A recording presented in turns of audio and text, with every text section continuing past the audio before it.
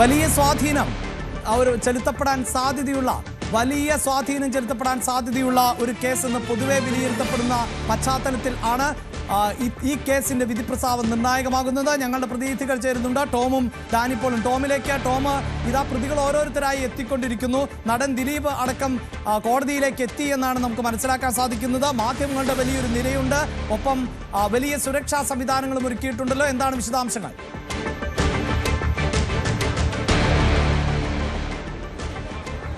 അഭിലാഷ്, അല്പസമയം മുമ്പാണ് ഈ കേസിലെ 8ാം പ്രതിയായിട്ടുള്ള നടൻ ദിലീപും കേസിലെ 1ാം പ്രതി പൾസർ സുനിയും കോടതിയിലേക്ക് എത്തിയിരിക്കുന്നു. മറ്റ് പ്രതികൾ ഓരോരുത്തരുമായി എത്തിക്കൊണ്ടിരിക്കുകയാണ്. അതായത് നാടകീയമായ സംഭവവികാസങ്ങൾക്കാണ് ഇപ്പോൾ എറണാകുളത്തെ ജില്ലാ കോടതി സമുച്ചയം സാക്ഷ്യം വഹിക്കുന്നത്. അതായത് രാവിലെ മുതൽ തന്നെ കനത്ത പോലീസ് സുരക്ഷ ഉണ്ടായിരുന്നു. പക്ഷേ പോലീസിന് ഇപ്പോൾ നിയന്ത്രിക്കാൻ കഴിയാത്ത രീതിയിൽ നൂറുകണക്കിന് ആളുകളാണ് ഈ വിധി പ്രസ്താവന, കാരണം കേരളം കാത്തിരിക്കുന്നൊരു വിധിയാണ്. വിധി പ്രസ്താവന എന്തെന്നറിയാൻ വേണ്ടി ഇവിടെ എത്തിയിരിക്കുന്നത്.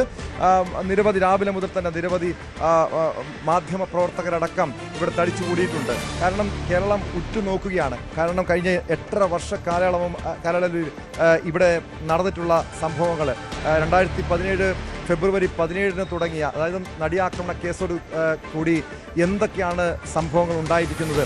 അതായത് ഈ സിനിമാ മേഖലയെ മാത്രമല്ല, കേരളത്തിലെ മലയാളികളെ ഒന്നടങ്കം മലയാളികളുടെ മനസ്സിനെ പിടിച്ചുലച്ച ഒരു സംഭവമായിരുന്നു ഈ നടിയാക്രമണ കേസ്.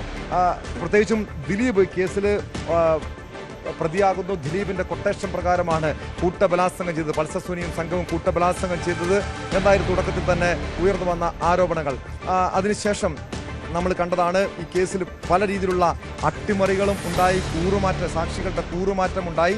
അതുകൊണ്ട് തന്നെ ഏറെ സങ്കീർണമായൊരു കേസ്. സുപ്രീം കോടതി വരെ നിയമ പോരാട്ടം നടത്തേണ്ടി വന്നു ഈ അതിജീവിതയ്ക്ക് ഇന്ന് ഈ കേസിലിവിടെ വിധി പ്രസ്താവന നടത്താൻ വേണ്ടി. കാരണം പല പ്രതിസന്ധികളെയും അതിജീവിച്ചുകൊണ്ടായിരുന്നു.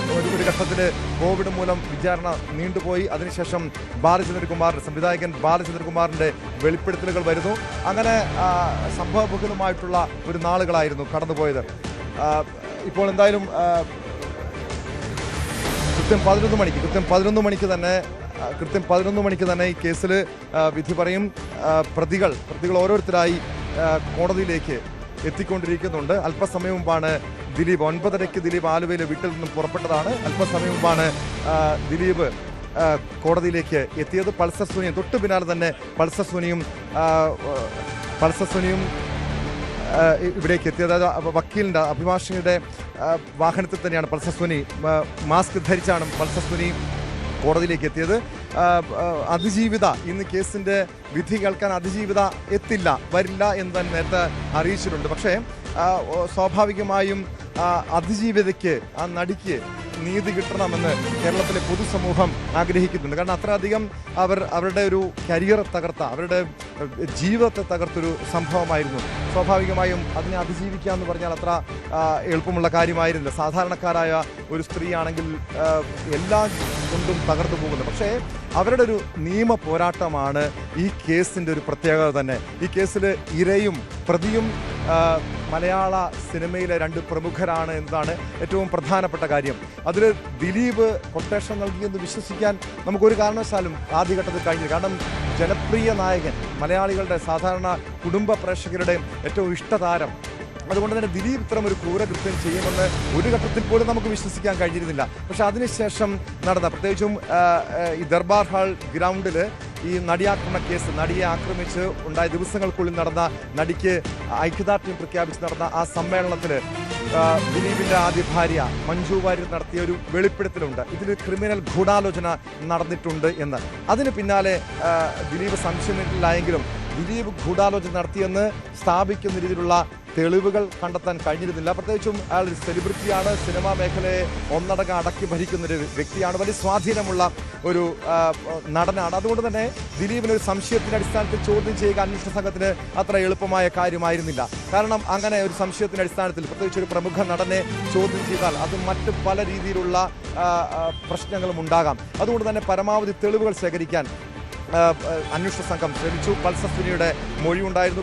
ജയിലിൽ നിന്നും പൾസർ സുനി ദിലീപിന് അയച്ച കത്ത്, അതിനുശേഷം ഉണ്ടായ പല രീതിയിലുള്ള വെളിപ്പെടുത്തലുകളും ഒന്നൊന്നായി പുറത്തു വന്നപ്പോൾ ദിലീപ് പ്രതിക്കൂട്ടിലാകുന്നു. ദിലീപ് 8ാം പ്രതിയാകുന്നു. അങ്ങനെ ജൂലൈ മാസത്തിൽ ജൂലൈ 10-ന് ദിലീപിന്റെ അറസ്റ്റ് ഉണ്ടാകുന്നു. 85 ദിവസം ദിലീപ് ജയിലിൽ കിടക്കുന്നു. പിന്നീട് ഹൈക്കോടതിയിൽ പോയി ജാമ്യം കിട്ടിയ 86ാമത്തെ ദിവസമാണ് ദിലീപിന് പുറത്തിറങ്ങാൻ കഴിഞ്ഞത്. പക്ഷേ അതിനുശേഷം ഉണ്ടായ പല അട്ടിമറികളുമുണ്ട്.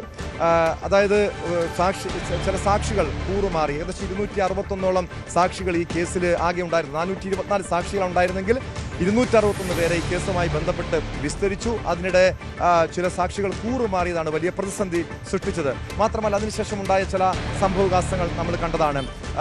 ഈ കോടതിയിൽ ഈ നടിയാക്രമണത്തിൻ്റെ ദൃശ്യങ്ങളടങ്ങിയ മെമ്മറി കാർഡിൻ്റെ ഹാഷ് വാല്യൂ മാറിയതുമായി ബന്ധപ്പെട്ട ആരോപണം വരുന്നു. അങ്ങനെ കോടതി പോലും, അതായത് ഇവിടുത്തെ നിയമ സംവിധാനം പോലും സംശയം നേരിടലാകുന്ന ആരോപണം ഇവിടുത്തെ നിയമ സംവിധാനങ്ങൾക്ക് നേരെ പോലും ഉയരുന്നു. പക്ഷേ നടിയുടെ പോരാട്ടം അവിടെ നിന്നിരുന്നില്ല, അവസാനിച്ചിരുന്നില്ല. അവർ സുപ്രീം കോടതി വരെയും പോകുന്നു. പല ഘട്ടങ്ങളിലും ഇതിൻ്റെ വിചാരണ നീണ്ടുപോയത് ഈ കേസിൽ അട്ടിമറി ഉണ്ടാകുമോ, കേസിൽ പ്രതികൾ രക്ഷപ്പെടുമോ എന്ന രീതിയിലുള്ളൊരു പ്രതീതി സൃഷ്ടിച്ചു. പക്ഷേ അവിടെ അതിജീവിതയുടെ പോരാട്ടമാണ് നമ്മളിവിടെ എടുത്തു പറയേണ്ടത്. ഒരു സാധാരണക്കാരിയാണ്, ഒരു സ്ത്രീയാണ്. ഇതുപോലുള്ളൊരു സംഭവം ഉണ്ടാകുമ്പോൾ, അതായത് അവരുടെ കൂട്ടബലാത്സംഗം ചെയ്തവരുടെ ദൃശ്യങ്ങൾ പകർത്തിയിട്ടുണ്ട്. സ്വാഭാവികമായും മാനസികമായി തകർന്നു പോയ ഒരു പെൺകുട്ടിക്ക്, ഒരു യുവതിക്ക്, ഒരു അതിജീവിതയ്ക്ക് മലയാളി സമൂഹം നൽകിയ ഒരു പിന്തുണയുണ്ട്. പ്രത്യേകിച്ചും ഈ മലയാള സിനിമാ മേഖലയെ രണ്ടായി പിളർത്തിയൊരു സംഭവം കൂടിയായിരുന്നു. അതിൻ്റെ ചരിത്രത്തെ രണ്ടായി പിളർത്തിയൊരു സംഭവം കൂടിയായിരുന്നു നടിയാക്രമണ കേസ്. അതിനുശേഷം ഉണ്ടായ സ്ത്രീകളുടെ ഒരു പോരാട്ടം കണ്ടു. WCC എന്ന സംഘടനയുടെ ഒരു രൂപീകരണം കണ്ടു. അതിന് സ്ത്രീകൾ ഒന്നടങ്കം അവിടെ രാജിവെച്ചൊരു കൂട്ടരാജി ഉണ്ടാകുന്നു. അവർ മുഖ്യമന്ത്രിയെ സമീപിക്കുന്നു. തങ്ങൾക്ക് നീതി ലഭിക്കണം, അതിജീവിതയ്ക്ക് നീതി വേണമെന്നൊരു ആവശ്യം അവർ ഉന്നയിക്കുന്നു. മുഖ്യമന്ത്രി ഉറപ്പ് നൽകുന്നു. അങ്ങനെ സർക്കാരിൻ്റെ, പോലീസിൻ്റെ വലിയൊരു ഇടപെടൽ. കാരണം ഈ അതിജീവിതയ്ക്ക് നീതി കിട്ടുക എന്ന് പറഞ്ഞാൽ കേരളത്തിലെ പൊതുസമൂഹത്തിന്, ഇവിടുത്തെ സ്ത്രീകൾക്ക് നീതി കിട്ടും എന്നൊരു പ്രതീതി തന്നെയാണ് ഇപ്പോൾ ഉള്ളത്. സ്വാഭാവികമായി അതുകൊണ്ടാണ് കേരള സമൂഹം ഉറ്റുനോക്കുന്നത്, രാജ്യം ഉറ്റുനോക്കുന്നത്. കാരണം രാജ്യത്ത് തന്നെ ഇത്തരം ഒരു സംഭവം, ഒരു ബലാത്സംഗം ചെയ്യാൻ കൊട്ടേഷൻ നൽകിയ സംഭവം അപൂർവമാണ്, അസാധാരണമാണ്. അതുകൊണ്ട് തന്നെയാണ് ഈ കേസിനെ, ഇന്നത്തെ ഈ ദിവസത്തെ ഏവരും ഉറ്റുനോക്കുന്നത്. എന്തായിരിക്കും ദിലീപിനുള്ള വിധി? ദിലീപ് കുറ്റക്കാരൻ അത് തന്നെയാണ്. അതായത് കേരളത്തിന്റെ ചരിത്രത്തിൽ നിന്ന് തന്നെയല്ല, ഈ സൂചിപ്പിക്കുന്ന പോലെ ഇങ്ങനെയൊരു കൊട്ടേഷൻ അത് എല്ലാവർക്കും പുതുമയായിരുന്നു. അന്വേഷണ സംഘത്തിനടക്കം ഞെട്ടിക്കുന്ന ഒന്നായിരുന്നു.